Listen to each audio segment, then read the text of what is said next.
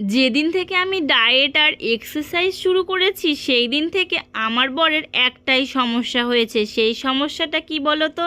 আমি যেহেতু ঘুরতে ভীষণ ভালোবাসি, আমি বা আমার বর সবাই কিন্তু ঘুরতে ভীষণ ভালোবাসি, কিন্তু এই যে ডায়েট যেদিন থেকে আমি শুরু করেছি সেদিন তো সারাদিনই আমি মনে করো উল্টাপাল্টা কিছুই খাই না, আর সব কিছুই কিন্তু মনে করো যে বাড়ির তৈরি খাবার খাই।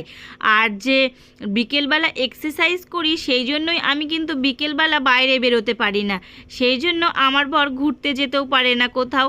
আর আমার বর আমাকে ছেড়ে কখনোই কোথাও একা একা যেতে ভালোবাসে না, সেই জন্য ওর একটু সমস্যায় হয়ে গেছে। তাই দুদিন ধরে আমাকে বলছে চলো না একটু ঘুরে আসি, অনেক দিন তো ঘুরতে কোথাও যাইনি, বাইরে বেরোনো হয়নি। সেই জন্য বরের আবদারে আজকে কিন্তু আমি এক্সারসাইজটা যেহেতু বিকেল 5টায় করি, সেটা আমি 4টের সময় শুরু করেছিলাম, 4টে থেকে 5:30 পর্যন্ত করে তারপর আমরা বেরিয়েছিলাম ঘুরতে।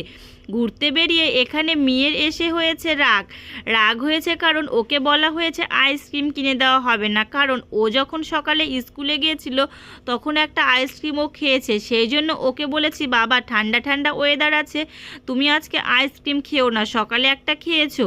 সেই জন্য মেয়ের হয়েছিল রাগ, কিন্তু মেয়ে এতটাই রাগ দেখাচ্ছিল ওকে আর সামলানো যাচ্ছিল না।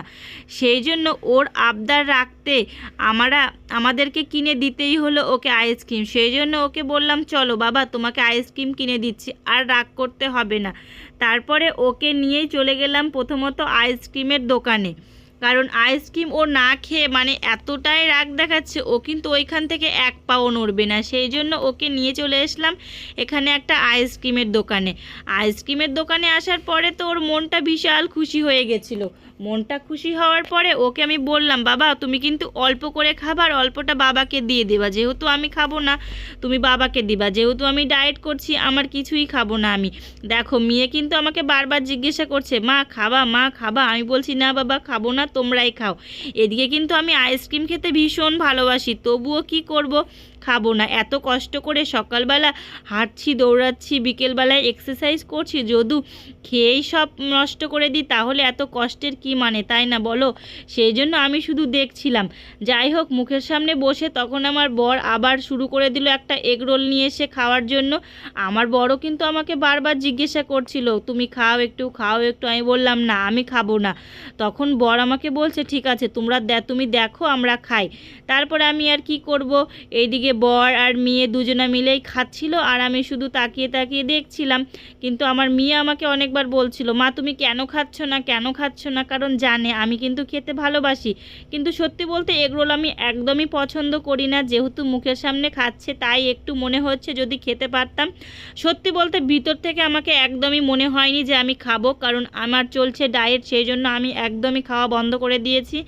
তারপর ওইখান থেকে যখন ওরা খাচ্ছিল হঠাৎ করে দেখছি হালকা হালকা বৃষ্টি শুরু হয়েছে, তখন মনে মনে ভাবছিলাম যে এতদিন পর ঘুরতে এসেও এরকম বৃষ্টি শুরু হয়ে গেলে কেমন লাগবে। তারপরে ভগবান দেখলাম আমাদের কথা শুনেছে, বৃষ্টির কোনো আর কিছুই মানে বৃষ্টির এক ফোঁটা দু ফোঁটা পড়ে আর কোনো বৃষ্টির নাম নেই। তারপর সেখান থেকে আবার চলে আসলো আমার বর, আমাকে নিয়ে বলছে চলো তোমাকে নিয়ে একটা জায়গায় যাব। তখন আমি বললাম কোথায় যাবা বলো, কোথায় যাবা, ও আমাকে কোনো মতেই বললো না। দোকানে নিয়ে গিয়ে দোকানের সামনে গাড়িটা দাঁড় করালো, তখন দেখতে পেলাম যে একটা ফার্নিচারের দোকানে আমাকে এসে এখানে নামিয়ে দিয়ে দাঁড় করালো আর বলল যে দেখো কি পছন্দ হয় তোমার নাও। আমি বললাম দেখো আমার ঘরে অনেক আলমারি আছে, অনেক শোকেস আছে, আমার এগুলো আর কিছুই লাগবে না, নতুন বাড়িঘর হবে তারপরে এগুলো কিনবো। কিন্তু আমার বরের জেদ যে ও একটা নিবে মেয়ের জন্য আলমারি, যেহেতু মেয়ের আলমারি আছেই, কিন্তু আরেকটা যে আমাদের ঘরে একটা কাপড়ের আলমারি আছে সেই আলমারিটা অনেকটা খারাপ হয়ে গেছে, তাই ভাবছি ডেলি ড্রেস মানে মেয়ের যে ডেলি ড্রেসগুলো পরা হয় সেই ড্রেসগুলো রাখার জন্য একটা আলমারি নিব, কিন্তু আলমারিটা একটু অন্যরকম নিব যাতে আলমারিটা খোলা যায়। কিন্তু সেই রকম আলমারি তো পাচ্ছিলাম না, মানে কোথাও খুলে মানে প্যাকিং করে যখন কোথাও যাব আলমারিটা খুলে নিয়ে যাওয়া যাবে ওই রকম কিছু পাচ্ছিলাম না। যেটা পেয়েছিলাম সেটা হলো এই যে মিসকেস টাইপের দেখতে পাচ্ছ, এই মিসকেস টাইপের জিনিসগুলো, এইটা কিন্তু কোথাও গেলে খুলে নিয়ে যাওয়া যাবে। আর এটা আমার মেয়ের জামা কাপড় রাখার জন্য বেশ ভালোও হবে, কারণ ওর জামা কাপড় তো অল্প।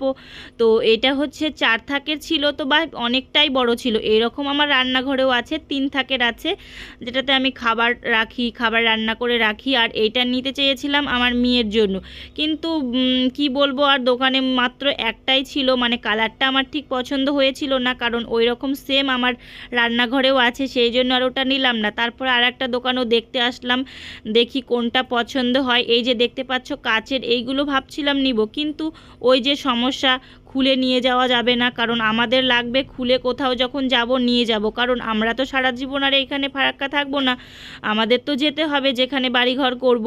সেই জন্য আমরা ভাবছি আর বেশি জিনিস নিব না, যেগুলো নিব সেগুলো যেন খুলে প্যাকিং করে নেওয়া যায়, সেই জন্য আর ওই আলমারিটা নিলাম না। তারপরে এই দোকানেও দেখতে আসলাম, কিন্তু এই দোকানেও একটা মাত্র ছিল যেটা আমার একদমই পছন্দ না, তাই দোকানদার বলল তোমরা কিছুদিন পর আসো, কিছুদিন পর আসলে অনেক কালার এসে যাবে, অনেক রকম দেখতে পাবে। সেই জন্য আর সেখান থেকে বেরিয়ে চলে আসলাম। আসার পর এখানে আমার লাগতো কিছু জিনিস, যেগুলো আমার হচ্ছে ফিটনেসের জন্য, যেমন গ্রিন টি, তারপর হচ্ছে ওটস, এগুলোই নিতে এসেছিলাম।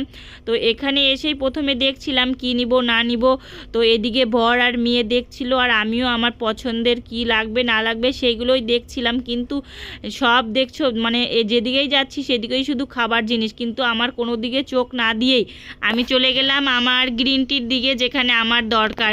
এখানে গিয়ে দেখতে পাচ্ছি যে আমার গ্রিন টি কোনটা মানে পছন্দ আমি ঠিক বুঝতেই পারছি না, এত রকমের গ্রিন টি ছিল, মানে কোনটা নিব কোনটা নিব না কোনটা বুঝতেই পারছি না, মানে কোন কোম্পানিরটা ভালো হবে। তো সেটা না বুঝতে পেরে সেখান থেকে দেখলাম বেরিয়ে চলে আসলাম। সেখান থেকে কিছু জিনিস নিয়েছি, নেওয়ার পর সেখান থেকে বেরিয়ে চলে আসলাম। ভাবলাম এখানে থেকে বেশি সময় নষ্ট করে লাভ নেই, যেহেতু আমি কিন্তু এখন আর প্রতিদিন বেরোতে পারবো না, কারণ এখন আমার হচ্ছে এক্সারসাইজ বিকেলবেলার সময়, সেই জন্য আমি আর বেশি বিকেলে মানে বেরোতে পারি না ঘুরতে। আর এরপরে দেখো আমি চলে আসলাম এইখানে মানে দোকানে, মানে বাড়ির কাছেই চলে এসেছি। আসার পর এখানে দেখলাম অনেকটাই মানে রাত হয়ে গেছে, প্রায় 8টা বেজে গেছে, 6টায় বেরিয়েছি 8টা বেজে গেছে, কারণ তারপরেও আমি কিন্তু বিকেলে কিছুই খাইনি, তাই এখানে নিয়েছিলাম একটা ডিম সেদ্ধ, যেটা আমি একটা হাফ খেয়েছিলাম আর আমার মেয়েই হাফ খেয়ে নিয়েছিল। তারপরে চলে আসলাম এখানে মুদিখানার দোকানে, অনেক দিন থেকে মুদিখানার দোকানেও আসা হয়নি, আমি কিন্তু প্রায় এই দোকানে আসি মানে কিছুদিন পর পর, কিন্তু এই এক্সারসাইজ শুরু করে আমার এই বিকেলের টাইমে এক্সারসাইজ থাকে, সেই জন্য আমি আর আসতে পারি না। তারপরে এখানে আসার পর প্রথমে মানে আরও যাবতীয় যা জিনিস লাগতো আমার সংসারের, সেই সব জিনিস এখান থেকে নিয়ে নিলাম, কারণ এইখানে যত সমস্ত জিনিস না এই দোকান থেকেই আমরা নেওয়া হয়। তো নেওয়ার পরে দেখো এখানে পেয়ে গেছিলাম পছন্দের গ্রিন টি, এইটাই আমি গ্রিন টিটা খাই, তো মার্বেল কোম্পানির, এটা কি ভালো তোমরা আমাকে কমেন্ট করে বলবে তো এই গ্রিন টিটা ভালো কি না।